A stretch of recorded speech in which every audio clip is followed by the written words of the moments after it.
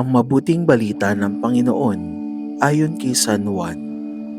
Noong panahong iyon, marami sa mga Hudyong dumalaw kay Maria ang nakakita sa ginawa ni Jesus at nanalig sa kanya. Ngunit ang ilan sa kanila ay pumunta sa mga Pariseo at ibinalita ang ginawa ni Jesus. Kaya tinipon ng mga punong saserdote at ng mga Pariseo ang mga kagawad ng Sanhedrin. Ano ang gagawin natin? Wika nila. Gumagawa ng maraming kababalaghan ng taong ito. Kung siya'y pababayaan natin, mananampalataya sa kanya ang lahat. Paririto ang mga Romano at wawasakin ng templo at ang ating bansa.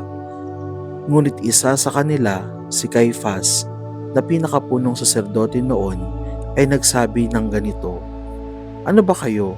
Hindi ba ninyo naiisip na mas mabuti para sa atin na isang tao lamang ang mamatay alang-alang sa bayan sa halip na mapahamak ang buong bansa?" Sinabi niya ito hindi sa ganang kanyang sarili lamang. Bilang pinakapunong saserdote ng panahong iyon, hinulaan niyang mamamatay si Jesus dahil sa bansa at dahil sa bansang iyon lamang, kundi upang tipunin ang nagkawatak-watak ng mga anak ng Diyos. Mula noon, binalangkas na nila kung paano ipapapatay si Jesus, kaya't hindi na siya hayagang naglakad sa Judea. Sa halip, siya'y nagpunta sa Ephraim, isang bayang malapit sa ilang, at doon siya nanirahang kasama ng kanyang mga alagad. Ang mabuting balita ng Panginoon. Pinupuri ka namin, Panginoong Hesukristo. Bilang pinakapunong saserdote ng panahong iyon, hinulaan niyang mamamatay si Jesus dahil sa bansa.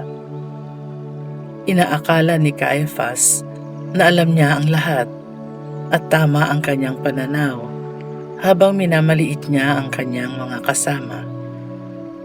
Mapagmataas niyang sinabi, "Mas mabuti para sa atin na isang tao lamang ang mamatay alang-alang sa bayan." Ang hindi niya alam, naging instrumento lang siya ng Diyos, hindi lang para sa mga Hudyo, kundi para maganap ang dakilang plano ng kaligtasan.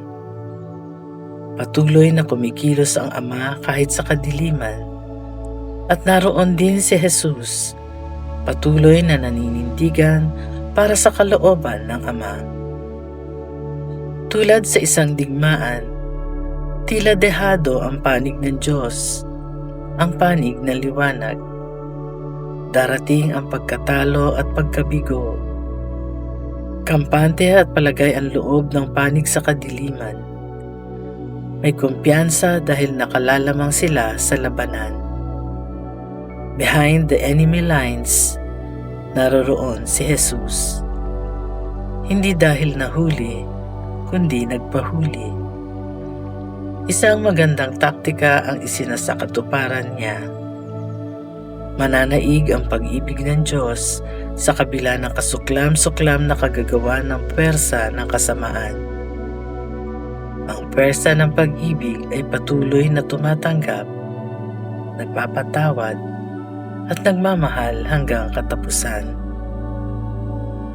Sa mga nangyayari ngayon sa ating lipunan, mukhang talunan din ang pwersa ng liwanag at pag-ibig. Nananatiling lamang ang pwersa ng dilim at puot. Anong magagawa mo sa gitna ng ganitong mga pangyayari?